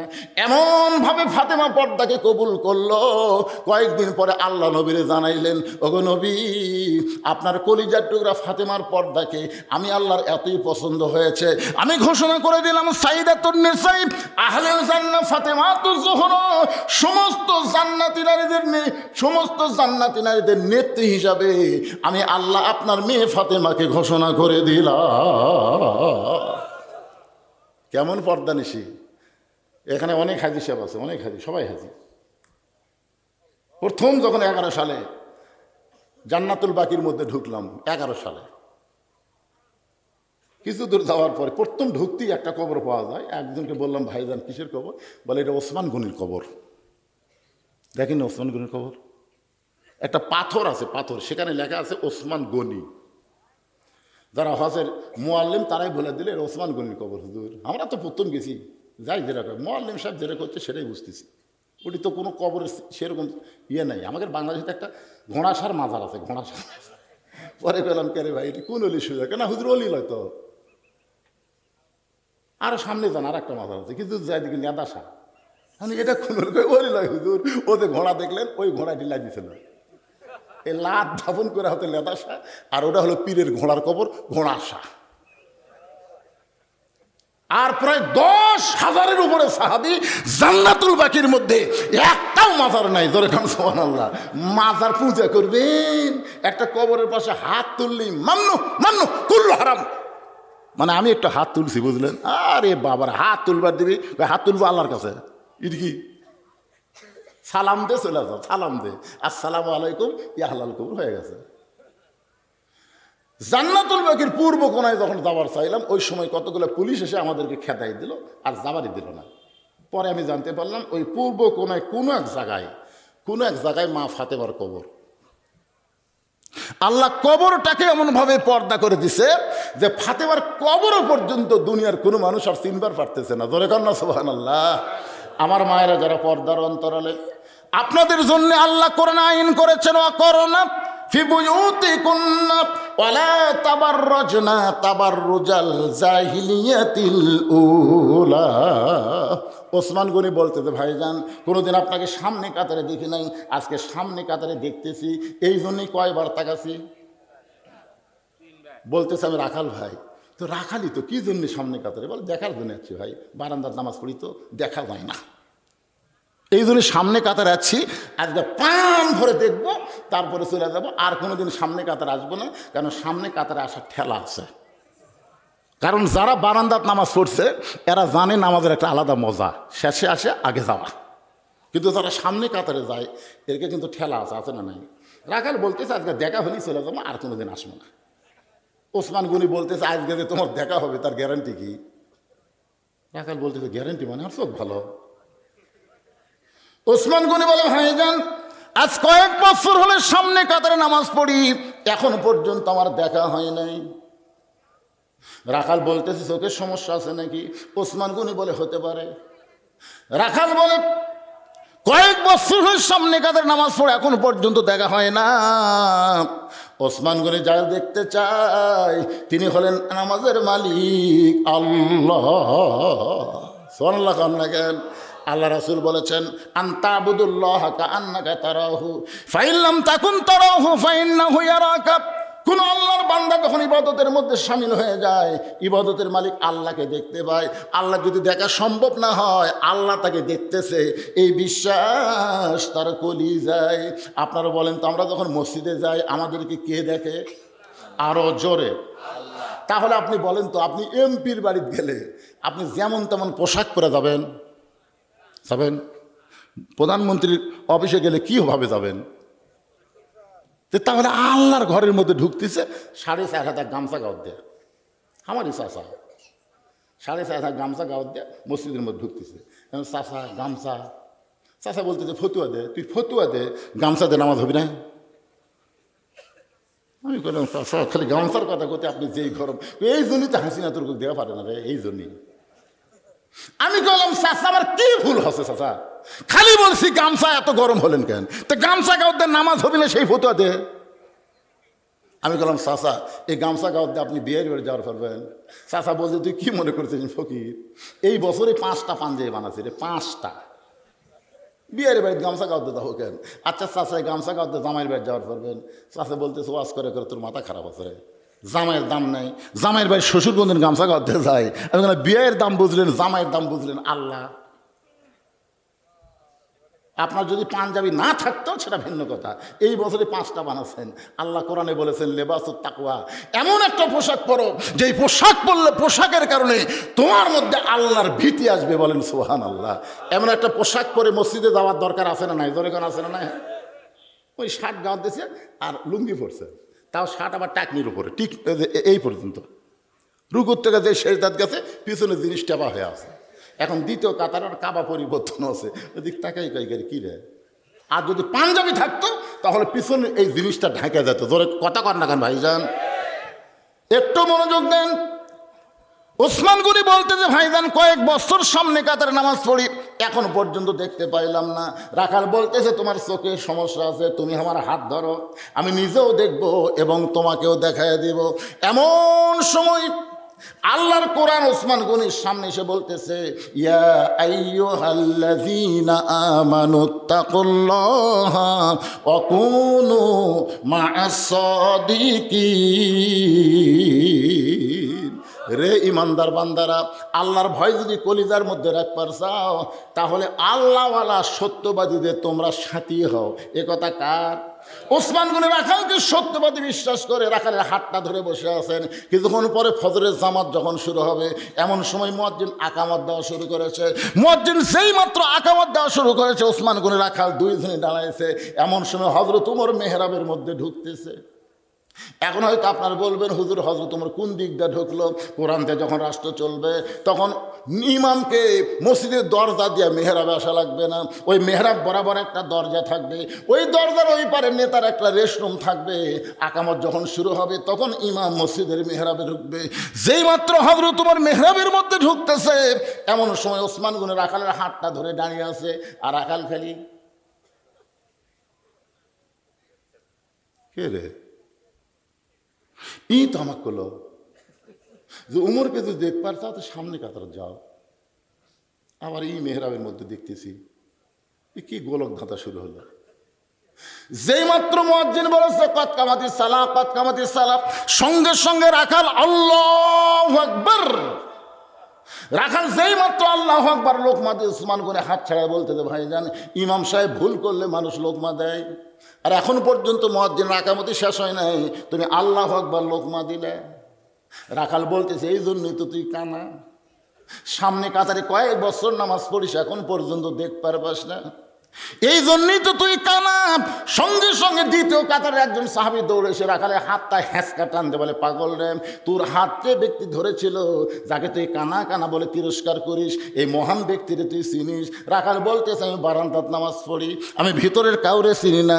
সাহাবী কান্দার বলে পাগল তুই যারে কানা কানা বলে তিরস্কার করলি, যে তোর হাত ধরেছিল ওই ব্যক্তি হলো আল্লাহর নবীর ডবল জামাই ওসমান গনি।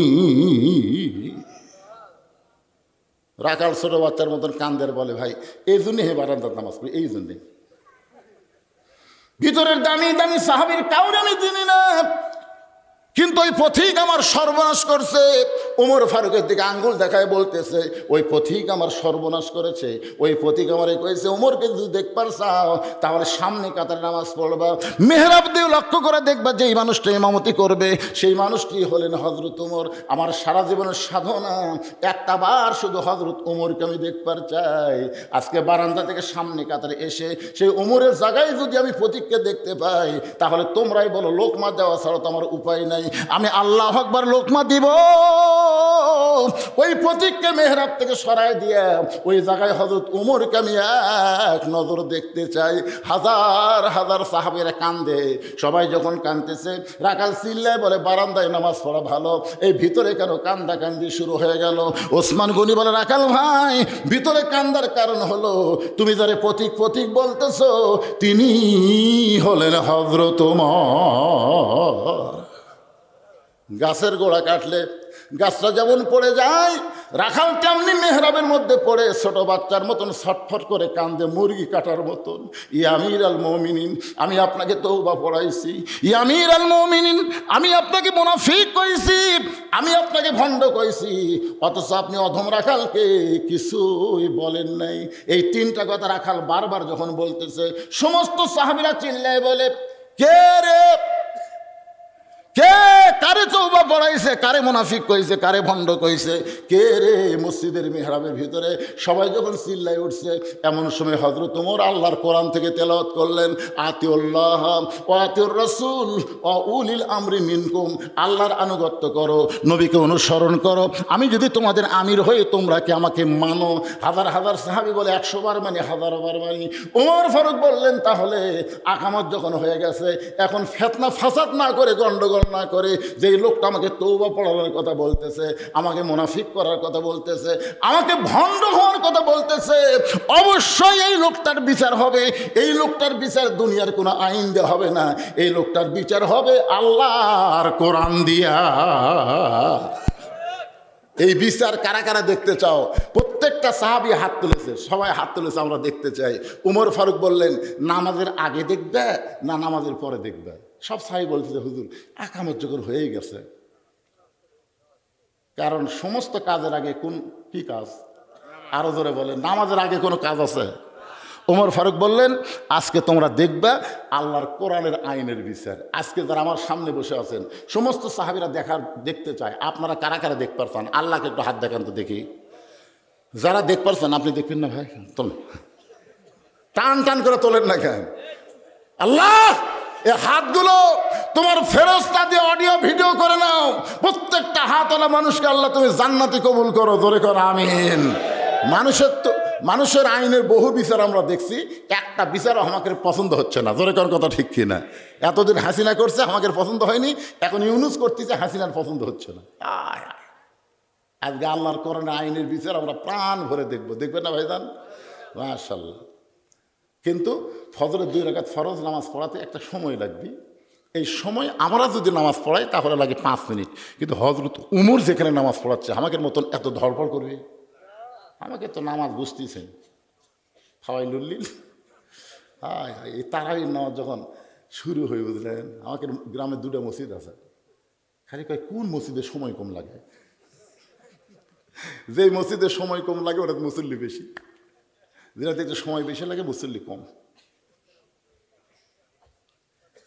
কারণ আমরা বাংলাদেশের মুসলমান সব জায়গায় ঘড়ি দেখি না, কিন্তু মসজিদের মধ্যে ঘড়ি দেখি, জোরে কোন ঠিক দেখেন না ভাই? আপনারা 5 মিনিট পরে নামাজ হয়, 5 মিনিট পরে, এই 5 মিনিটের মধ্যে 10 বার ঘড়ি দেখছে। নিজের ঘড়ি দেখে প্রাণ ভরতেছে না, ভাই কয়টা বাজে হচ্ছে, এখনো 3 মিনিট, আজ ঘড়ি লড়তেছে না ভাই, আজ ঘড়ি। ওই লোকটাই নামাজ শেষ করে চাষ চলে গেছে, 1-1 ঘন্টা বসে আড্ডা গলি মারতেছে, একবার ঘড়ি দেখতেছে না। আল্লাহ কোরআনে বলেছেন, ইয়া আইয়ুহাল্লাযীনা আমানুস্তাঈনু বিস-সাবরি ওয়াস-সালাহ ইন্নাল্লাহা মা'আস-সাবিরিন। আল্লাহর কাছে যদি আমরা কিছু পাবার চাই, ধৈর্য আর নামাজ ছাড়া চাওয়ার উপায় নেই। তাহলে নামাজের মধ্যে ধৈর্যের দরকার আছে না নাই? তাহলে আপনার কয় মিনিট দিবেন? একজন মানুষের নাম হলো হযরত উমর। তিনি একসময় নাঙ্গা তরবারি নিয়ে নবীকে হত্যা করার জন্য রওনা দিয়েছিলেন। এই কোরআনের পরশে তিনি ঈমান গ্রহণ করলেন। একসময় এই কোরআনের কারণে আল্লাহ তাআলা অর্ধ জাহানের খলিফা বানাই দিলেন। সব কিছুর পিছনে আল্লাহর কোরআন। মসজিদের খাটনি একদিন আপনার বাড়ির আঙ্গিনে আসবে, আপনাকে খাটনিতে করে তুলে অন্ধকার কবরে নিয়ে যাবে, এই ব্যাপারে কোনো সন্দেহ আছে? কারো সন্দেহ আছে? ওসমান গনি বলে, আমির আল মুমিনিন, আপনার অতীতের খবর কি? ওমর ফারুক বললেন, অতীতে আমি খালার বাড়িতে রাখালি করতাম, ছাগল চড়াতাম, সন্ধ্যার সময় ছাগলগুলো যখন খালারে দিতাম, খালা ছাগলগুলো গুনে বলে, ওমর কয়টা ছাগল নিয়ে গেলে, কয়টা ফেরত আনলে? আমি দেখি 2-3টা কম পড়ে গেছে, আমি আবার দৌড় দিতাম।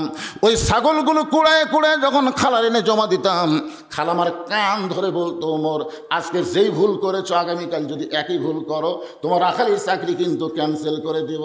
আমি খালার পা ধরে বলতাম, খালা আমার আখালির চাকরি যদি ক্যান্সেল করে দেন তাহলে থাকবো কোথায়, খাবো কি? একদিন যে ওমর খালার পা ধরে কেঁদেছে, আজকে সেই ওমরকে আল্লাহ তাআলা অর্ধ পৃথিবীর খলিফা বানায় দিছে। এটা ওমরের যোগ্যতাই নয়, এটা হলো আল্লাহর কোরআনের ওসিলায়। আপনারা বলেন তো, এই কোরআনের মধ্যে কোনো সন্দেহ আছে? সবাই বলা লাগবে। এ কোরআনে কোনো ধোঁকা আছে? ধোঁকা? এ কোরআনে কোনো গোজামিল আছে? আপনার বলেন তো, এই কোরআনকে শুধু শোনার জন্য বক্তা ওয়াজ করবে, আপনারা শুনবেন, এই জন্যই বুঝে আল্লাহ কোরআন দিছে। কি জন্য দিছে? অনুনাজ্জিলু মিনাল কুরআনি মা হুয়া শিফাউ ওয়া রাহমাতুল লিল মুমিনিন।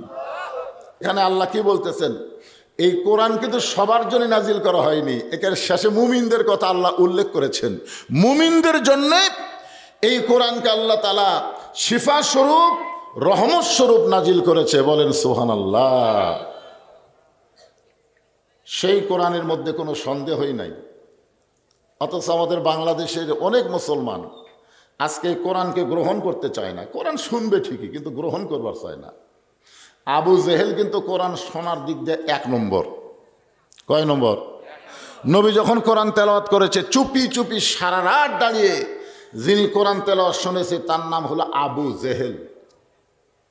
সকালবেলা এসে মিটিংয়ের মধ্যে মুখ ফসকে বলে ফেলেছে, হঠাৎ মুখ দেবার হয়ে গেছে, এত সুন্দর কোরআনের বাণী, রাতটা কোন দিক দিয়ে গেল আমি বুঝবারই পারিনি। সুবহানাল্লাহ খান। আপনারা বলেন তো, আবু জেহেল কি কোরআনের বিরুদ্ধে কইছে? কি বলেছে? এত সুন্দর কোরআনের বাণী, রাতটা কোন দিক দিয়ে গেল আমি বুঝবারই পারিনি। তা আবু সুফিয়ান বলতেছে, নেতা, যেই কোরআন শুনতে সারা রাত কোন দিক দিয়ে যায় বোঝা যায় না, সেই কোরআন ধরলে অসুবিধা কি? ধরলে, শুনলে যদি এত মজা হয় তাহলে ধরলে ক্ষতি কি? আবু জেহেল বলতেছে, এই কোরআনকে যদি গ্রহণ করি তাহলে তোর আমার নেতৃত্ব চলবে না, আসল নেতা হয়ে যাবে আব্দুল্লাহর এতিম পোলা। আজকে আমাদের বাংলাদেশে আবু জেহেলের দল যারা করে, তারা আল্লাহর কোরআন শুনতে চায় কিন্তু কোরআনকে বাস্তবে গ্রহণ করতে চায় না। জোরে কোন কথা ঠিক কি না? মানুষের তৈরি সংবিধান মেনে চলবে। আপনারা বলেন তো, মানুষ যে সংবিধান লেখছে, এই সংবিধানের মধ্যে ভুল আছে না নাই? সন্দেহ আছে না নাই? ধোঁকা আছে না নাই? আর সেই সংবিধানকে বলে পবিত্র সংবিধান। অনেক সময় বলে সংবিধানের বাইরে যাওয়া যাবে না, কোরআনের বাইরে যাবে, কিন্তু সংবিধানের বাইরে যাবে না। এটা কোনো মুসলমানের কথা হতে পারে না। জোরে বলেন ঠিক কিনা? আর সেই কোরআন থেকে সূরা মুলকের 2 নম্বর আয়াত আজকে আপনাদের সামনে আলোচনা করার নিয়ত করেছি। সবাই একটু মনোযোগ দিয়ে শোনা লাগবে। রাজি আছেন সবাই? আল্লাহ বলতেছেন, আল্লাযী খালাকাল মাউতা ওয়াল হায়াতা লিয়াবলুয়াকুম আইয়ুকুম আহসানু আমালা ওয়া হুয়াল আজিজুল গফুর। সবাই কমার্শিয়ালও পারবেন না, কারণ বাংলাদেশে তো আমরা হিসাব করে দেখতেছি, সব দলের মুসলমানেরা আল্লাহ আকবার কয় না। ধরে কোন ঠিক কিনা? অনেক স্লোগান আছে কিন্তু আল্লাহ আকবার নাই। 3টা তসবিহ, জোরে কোন কয়টা? কোনো হাদিসে 4টার কথা বলা হয়েছে, 3টার কথায় জোর দিয়ে বলা হয়েছে। 3টা তসবিহ অনায়াসে যার জবান দিয়ে বের হয়, সে যত বড়ই পাপী হোক না কেন, মৃত্যুর সময় আল্লাহ তার ঈমান নসিব করায়। একটা হলো সুবহানাল্লাহ, একটা হলো আলহামদুলিল্লাহ, আর একটা হলো আল্লাহু আকবার। তবে সুবহানাল্লাহ আলহামদুলিল্লাহ বললে আল্লাহ খুশি হয়, শয়তান বেজার হয় না। আপনি যদি সারাদিন সুবহানাল্লাহ সুবহানাল্লাহ সুবহানাল্লাহ করেন, আল্লাহ খুশি হবি, কিন্তু শয়তান বেজার হবি না।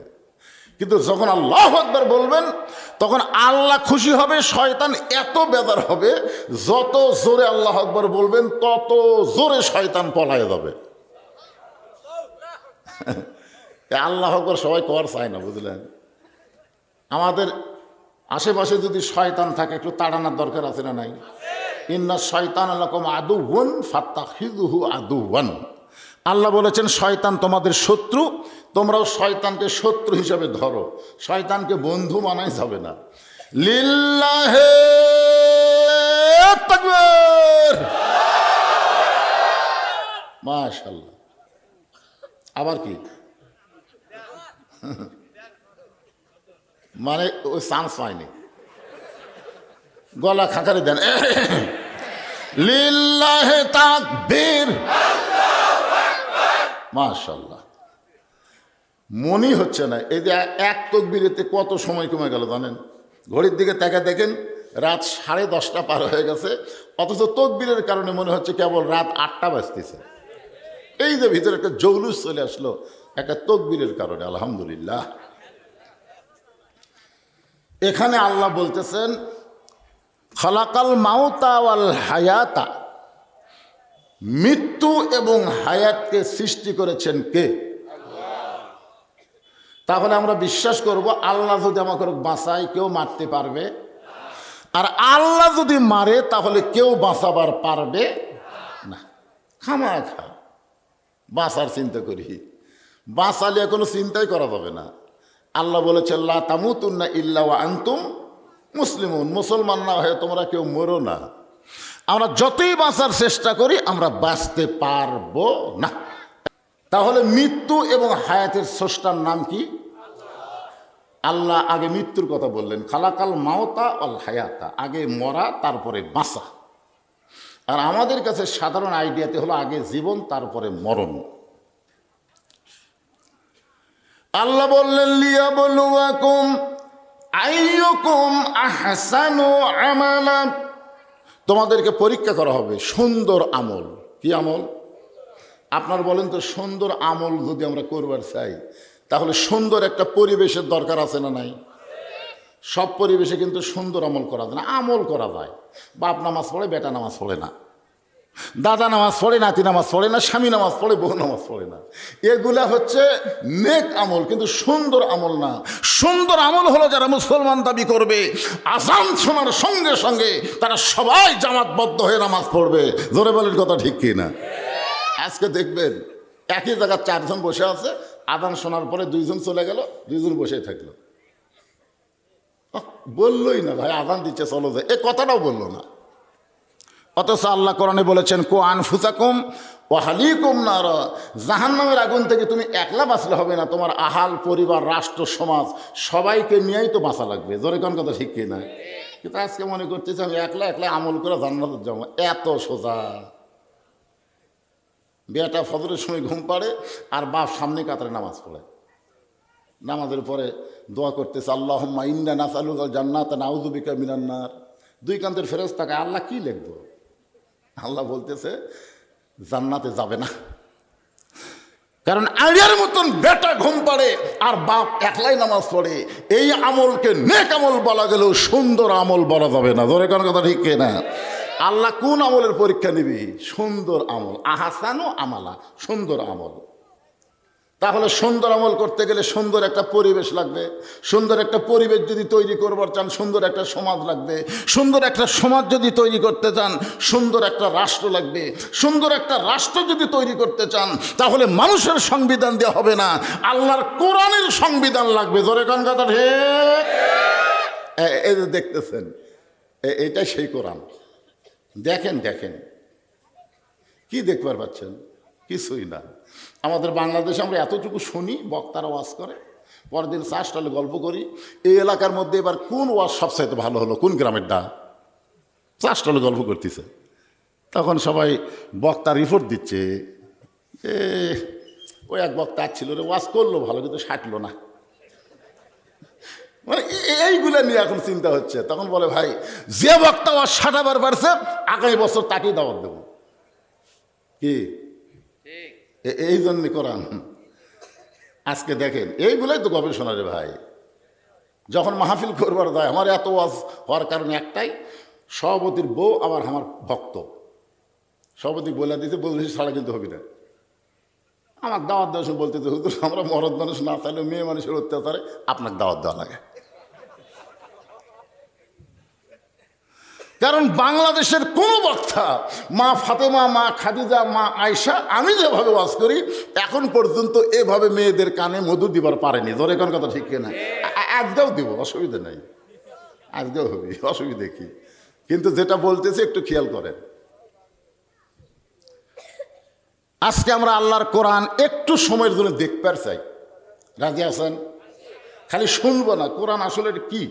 এই কোরআন যদি আমরা দেখতে পাই তাহলে বাংলাদেশের মুসলমানের কাছে হাফিজের মূল্যায়ন, আলেমের মূল্যায়ন সবচাইতে বেশি হবে। আজকে আমাদের গ্রামে এমপি আছে রে, আমাদের গ্রামে 3টা MBBS ডাক্তার আছে রে, আমাদের গ্রামে ইঞ্জিনিয়ার আছে রে, ওরে লটটা না কয়। তুই জানিস আমাদের গ্রামে এসি আছে জানিস? কিন্তু ওই গ্রামে যে 10টা হাফেজ আছে একদিনও গল্প করে না। আজকের ওয়াজ শোনেন, কার দাম বেশি আল্লাহর কাছে, এটা আল্লাহর কোরআন থেকেই আমাদের জানা লাগবে। ধরে কোন ঠিক কিনা? হ্যাঁ, কি মনে করেন? কোরআন শরীফ জানেন?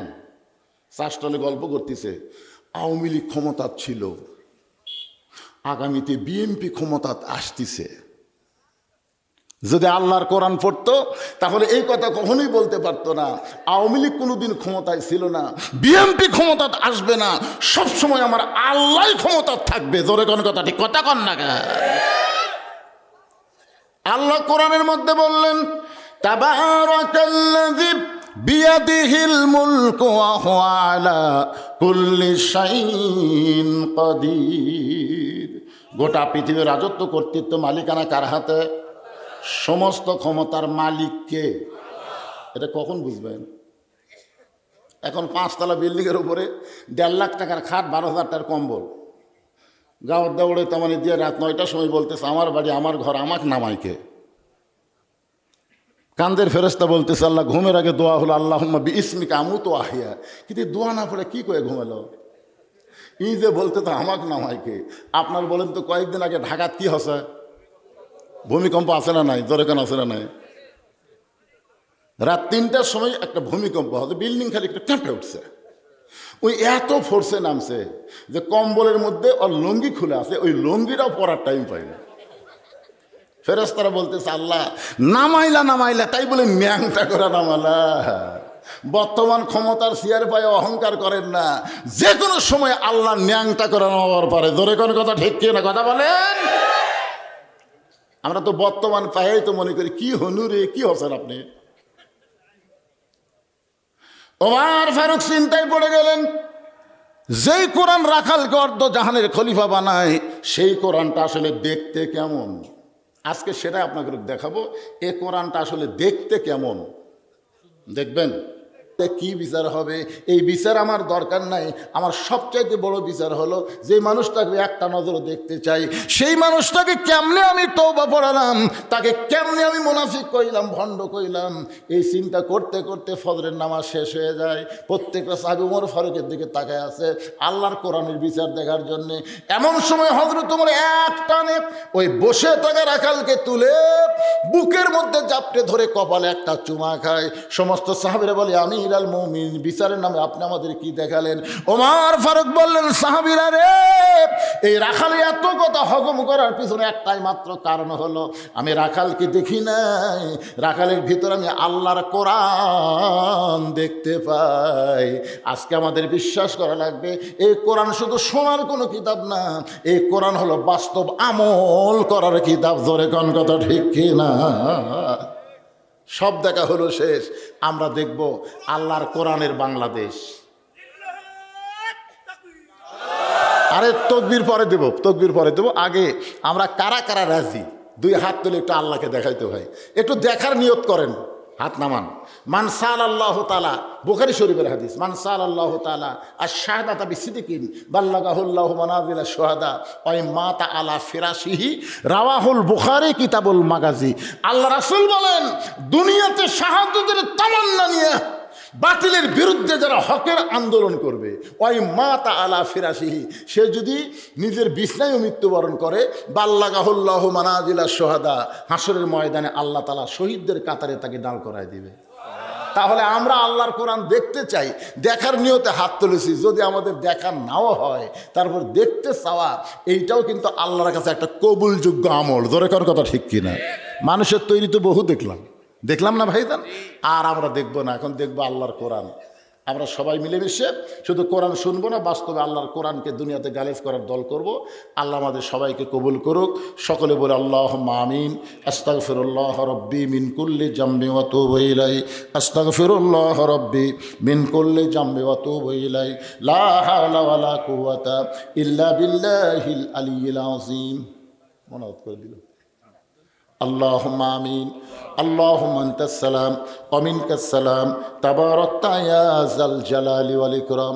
আয় আল্লাহ তাআলা, রাত 12টা পার হয়ে গেছে, সেই মাগরিবের নামাজের পর থেকে এত রাত পর্যন্ত তোমার পাগল বান্দা বান্দিরা আরামের বাড়ি ঘুমকে বাদ দিয়া কোরআন হাদিসের মহব্বত কলিজার মধ্যে নিয়ে এই জান্নাতের বাগানে বসে বসে কোরআন হাদিসের আলোচনা শোনার শেষে আমি গুনাহগারের সঙ্গে রহমতের দরজায় ফকির হয়ে দোকানা হাত তুলেছে।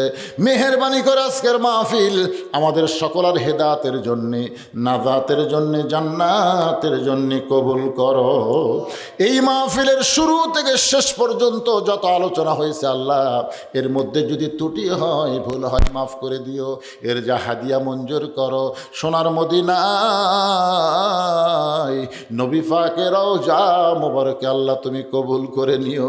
তামাম আম্বিয়ায়ে কেরাম, আসহাবে কেরাম, উম্মাহাতুল মুমিনিন, শহীদ শহীদান, জান্নাতুল বাকি, জান্নাতুল মাসহ পৃথিবীর যত গোরস্থান আছে আল্লাহ, সমস্ত মুমিন মুত্তাকির কবরকে জান্নাতের টুকরা কবুল করে নাও।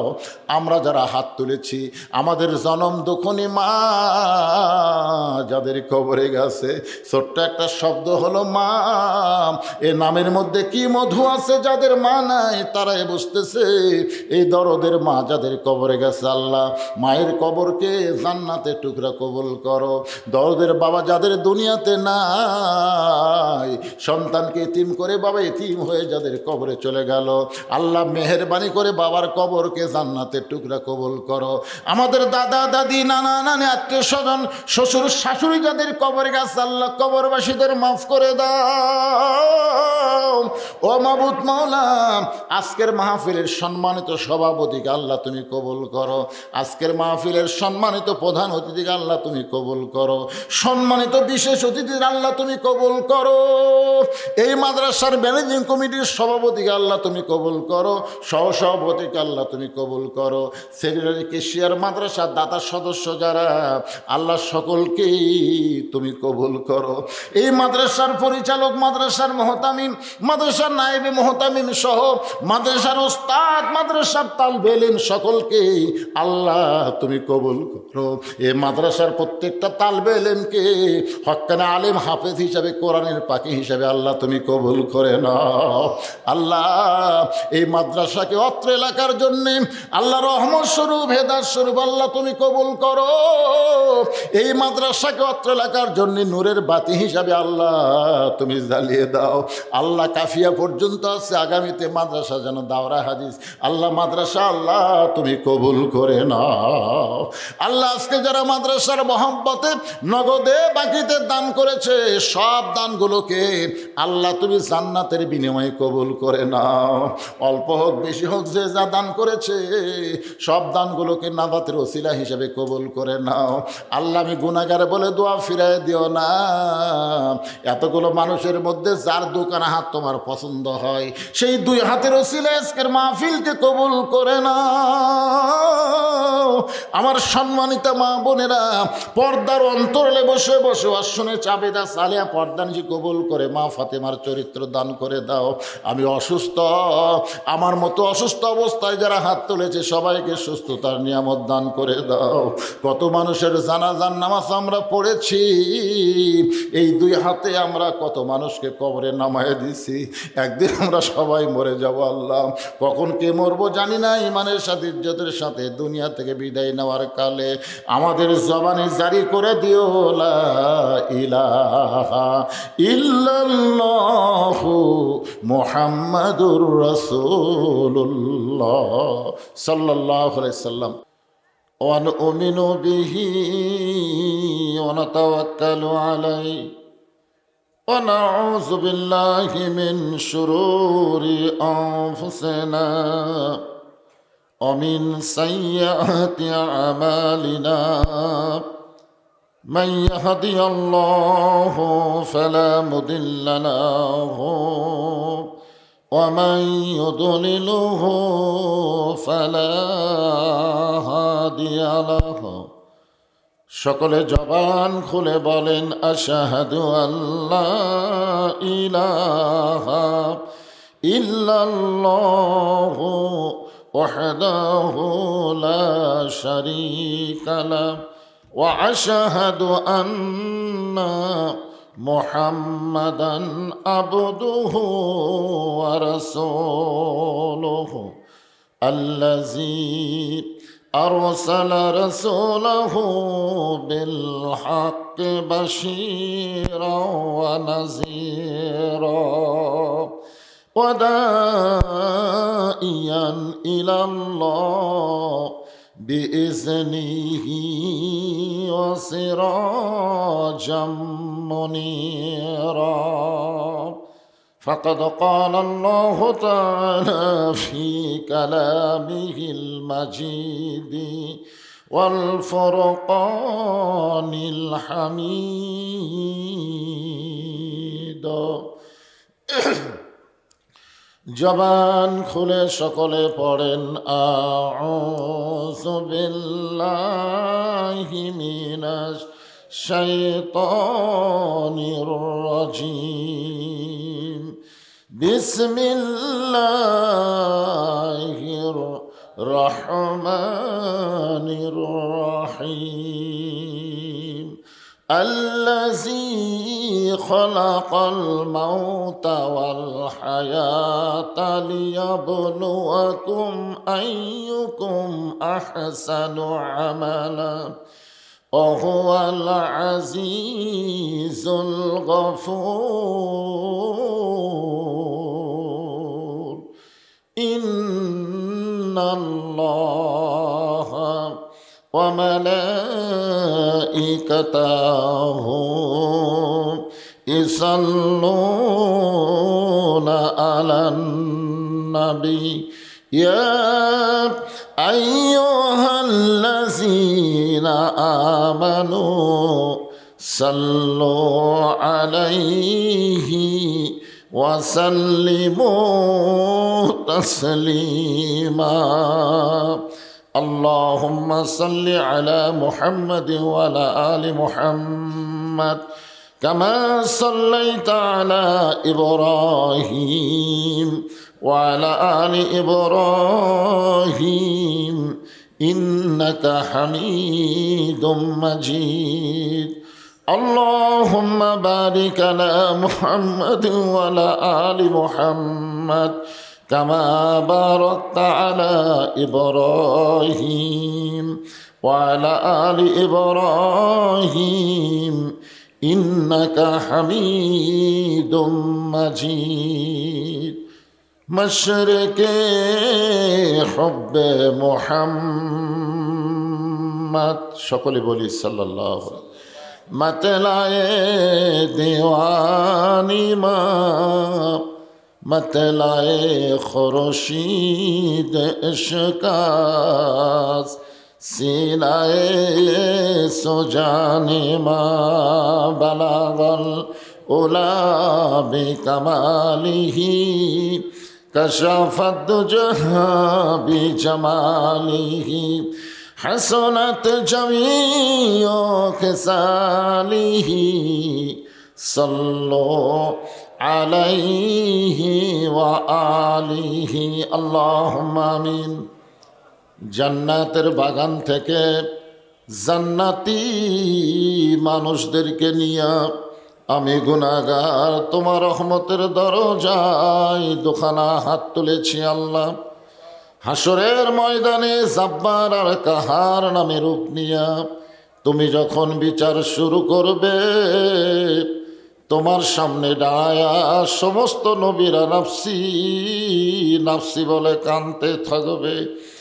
এমন কঠিন অবস্থা হাসরে হবে, সেদিন সমস্ত নবী তার উম্মতকে ভুলে যাবে, শুধু বলবে আল্লাহ আমার কি হবে, আমার কি হবে। একমাত্র দরদি নবী শাফাতের কান্ডারি ইয়া রব্বি হাবলি উম্মতি বলে সেজদায় পড়ে যাবে। সেই কঠিন মুসিবতের সময় আজকের এই মাহফিলকে ওসিলা করে আমাদের সবাইকে রাসূলের উম্মতের কাতারে আল্লাহ কবুল করে নিও। সুবহান রাব্বিকা রব্বিল ইজ্জাতি আম্মা ইয়াসিফুন ওয়া সালামুন আলাল মুরসালিন আলহামদুলিল্লাহি রাব্বিল আলামিন। লা ইলাহা ইল্লাল্লাহ। যাদের সামনে ফাঁকা আছে জিকির করেন আর সামনে চেপে বসেন। লা ইলাহা ইল্লাল্লাহ, লা ইলাহা ইল্লাল্লাহ। চাঁদ সূরজ আর গ্রহ তারা আল্লাহ নামের পাগল পারা। চাঁদ সূরজ আর গ্রহ তারা আল্লাহ নামের পাগল পারা। আমার আল্লাহ নামের এতই দয়া, আল্লাহ নামের এতই মায়া, লুকিয়ে রাখছেন হে আল্লাহ জোরে লা ইলাহা ইল্লাল্লাহু ইল্লাল্লাহ ইল্লাল্লাহু ইল্লাল্লাহ লা ইলাহা ইল্লাল্লাহ লা ইলাহা। যার দেলে আছে আমার আল্লাহর ভয়, যার মনে আছে আল্লাহর ভয়, যার দেলে আছে আল্লাহর ভয়, আল্লাহ আল্লাহ সব সময়। আহার নিদেরা ভালো লাগে না এই দুনিয়া, ভালো লাগে না, ভালো লাগে শুধু আল্লাহ জোরে লা ইলাহা ইল্লাল্লাহ, লা ইলাহা ইল্লাল্লাহ, লা ইলাহা ইল্লাল্লাহ, লা ইলাহা ইল্লাল্লাহ, লা ইলাহা লা ইলাহা ইল্লাল্লাহ মুহাম্মাদুর রাসূলুল্লাহ।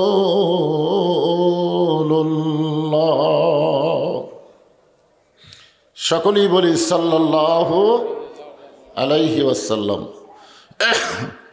শামবাড়ি দারুল হুদা কওমিয়া হাফিজিয়া মাদ্রাসা কমিটি কর্তৃক আয়োজিত 2 দিনব্যাপী তাফসীরুল কোরআন মাহফিলের আজকের এই প্রথম রজনীতে আল্লাহ তাআলা যিনাকে সম্মানিত সভাপতির আসনে কবুল করেছেন, নাম দিকে একটা আরেকজন উনি নাই, আচ্ছা আচ্ছা,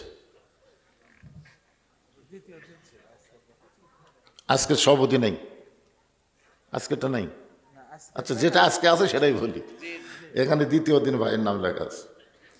আলহাজ ইঞ্জিনিয়ার মোহাম্মদ রমজান আলী সাহেব আজকের এই মাহফিলের সম্মানিত সভাপতিকে অন্তরের অন্তঃস্থল থেকে আমি শুভেচ্ছা জ্ঞাপন করছি।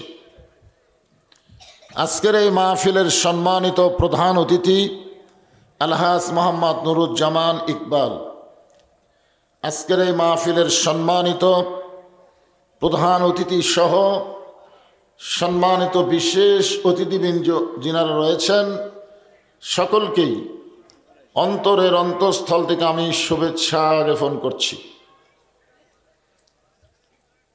আজকের এই মাহফিলের সম্মানিত ওলামায়ে কেরাম, মাদ্রাসা হচ্ছে আলেম তৈরির ফ্যাক্টরি, বলেন সুবহানাল্লাহ। এখানে অনেক প্রাক্তন ছাত্র যারা এখন আলেম হয়ে গেছেন, অন্য জায়গায় খেদমত করতেছেন, তারাও কিন্তু আজকের মাহফিলে উপস্থিত হয়েছেন। আপনাদের মাঝে মাঝে অনেক আলেম ওলামা বসে আছেন, মঞ্চে আছেন। মাগরিবের নামাজের পর থেকে এত রাত পর্যন্ত কোরআন হাদিসের আলোকে অত্যন্ত গুরুত্বপূর্ণ আলোচনা করে আপনাদেরকে শোনালেন। আলেম ওলামা সহ আজকের এই মাহফিলের বক্তাগণকে অন্তরের অন্তঃস্থল থেকে আমি শুভেচ্ছা জ্ঞাপন করছি। এই মুহূর্তে আমার সামনে যারা বসে আছেন, যিনাদেরকে আল্লাহ দয়া করে, রহম করে, মেহেরবানি করে এই জান্নাতের বাগানে কবুল করেছেন, আমি যখন বললাম কবুল করেছেন তখন আপনাদের কিছু বলা দরকার ছিল, কিন্তু আপনারা কিছুই করেন নাই। আপনারা হয়তো মনে মনে ভাবতেছেন যে আমি নিজের ইচ্ছায় এখানে আইছি, নিজের ইচ্ছায়। আপনারা বলেন তো, আল্লাহ যদি না চাইতো এই জায়গায় আপনারা আসতে পারতেন? এ কথা আল্লাহ বলেছেন, মা সাবাকা মিন হাসানাতিন ফামিন আল্লাহ। বান্দা বান্দির দ্বারা যখন কোনো ভালো কাজ হয়, এ কাজ বান্দা বান্দি করে না, বরং আল্লাহ করায়। আপনারা বলেন তো, কোরআনের মাহফিলে বসা ভালো কাজ না খারাপ কাজ? তাহলে এই কাজ কে করালো? এই মুহূর্তে আমরা সকলে বিশ্বাস করতে পারি, আমরা যত বড়ই পাপী হই না কেন, এই সময় আল্লাহ আমাদের উপরে খুশি আছেন। যদি আল্লাহ খুশি না থাকতো, এই জান্নাতের বাগানে আমাদেরকে বসবার মতন তৌফিক দিতেন না। আমার সামনে যারা বসে আছেন, আমি আমার অন্তরের অন্তঃস্থল থেকে আপনাদের সবাইকে শুভেচ্ছা জ্ঞাপন করছি। সম্মানিত মা বোনেরা, ওনাদের সংখ্যা নাকি আপনাদের চাইতে কম না। আমি বললাম এদিককার মেয়ে মানুষেরা অশোনে কয় পুরুষের চাইতে বেশি হয়। তো যে সমস্ত মা বোনেরা পর্দার অন্তরালে বসে বসে আলোচনা শুনতেছেন, তাদেরকেও শ্রদ্ধা জ্ঞাপন করে এই মুহূর্তে জানতে চাচ্ছি আপনারা সকলে কেমন আছেন? আলহামদুলিল্লাহ রব্বিল আলামিন। যে আল্লাহ শারীরিক সুস্থতা, মানসিক প্রশান্তি দান করে আজকের এই জান্নাতের বাগানে আমাদের কবুল করেছেন, আমরা সে আল্লাহর উপরে খুশি না বেজার? তাহলে জবান খুলে সমস্বরে সকলে বলবো, রব্বানা লাকাল হামদ হামদান কাসীরান তাইয়িবান মুবারাকান ফীহি। আমরা প্রশংসা করলাম কার? কেন করলাম? এমনি এমনি? আল্লাহর প্রশংসা করার বহু কারণ, হিসাব করে শেষ করা যাবে না, যাবে? কিন্তু এর মধ্যে অন্যতম একটা কারণ হলো, আল্লাহ আমাদেরকে জন্মগতভাবে মুসলমানের ঘরে কবুল করেছেন। আল্লাহ যদি আমাদের হিন্দুর ঘরে, বৌদ্ধর ঘরে, খ্রিস্টানদের ঘরে, ইহুদির ঘরে পাঠাতেন, তাহলে আমাদের অবস্থাটা কি হতো? অন্য ধর্মের ভাইয়েরা যদি থাকেন, তারা হয়তো মনে মনে চিন্তা করতেছেন, হুজুর কি বলবার চাই, হুজুর বলবে কেন? আমার বাপ দাদার কথা বললে আপনারা শুনবেন? আল্লাহ বলতেছেন, অমাইয়াবতাগি গয়রাল ইসলামা দীনান ফালাই ইউকবালা মিনহু। ইসলাম ছাড়া অন্য কোনো জীবন ব্যবস্থা, ধর্ম কেউ যদি গ্রহণ করে, আল্লাহ বলেছেন কখনোই তা কবুল করা হবে না। আল্লাহর কাছে একমাত্র কবুলযোগ্য জীবন ব্যবস্থা, ধর্মের নাম কি? আরো জোরে বলেন, ইন্না দীনা ইনদাল্লাহিল ইসলাম। আল্লাহ আমাদেরকে সেই ইসলামের মধ্যে মুসলমান হিসাবে কবুল করেছেন। এতে আপনারা খুশি না বেজার? তাহলে জবান খুলে বলি আলহামদুলিল্লাহ। আমাদের ভাগ্য এত ভালো যে আল্লাহ শুধু মুসলমানের ঘরেই আমাদের কবুল করেনি, বিশ্বনবীর উম্মত হওয়ার মতন তৌফিক দান করেছেন। বিশ্বনবীর উম্মত হয়ে আমাদের লাভ কি?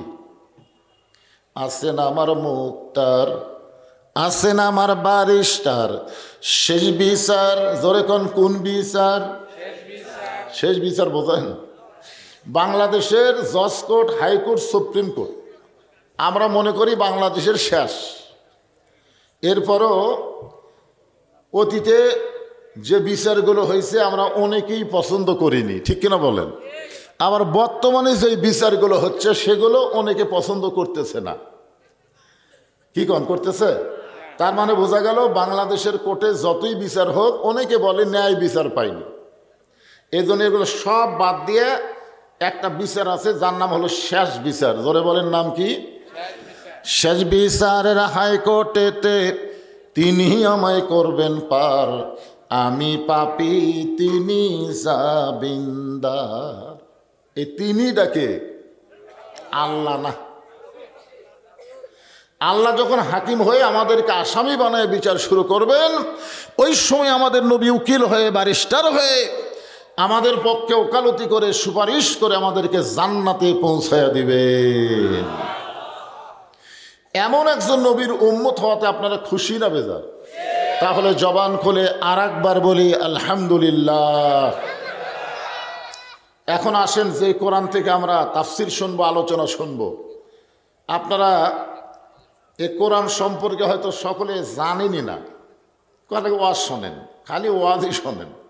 আমার আজকের সভাপতি সাহেব, যিনি সভাপতির দায়িত্বে আছেন, উনি বললেন ইকরা, পড়ো, বিইসমি রব্বিকাল্লাযী খালাক, যিনি সৃষ্টি করেছেন তারই নামে পড়ার কথা কোরআনে প্রথমেই আয়াত। জোরে কোন সুবহানাল্লাহ। আমাদের স্রষ্টার নাম কি? আরো জোরে কোন। 90% মুসলমানের দেশের সন্তানেরা এই মাদ্রাসা পড়ার চাইতে প্রাইমারি, হাই স্কুল এগুলোতে পড়ায় এখন বেশি পছন্দই করতেছে।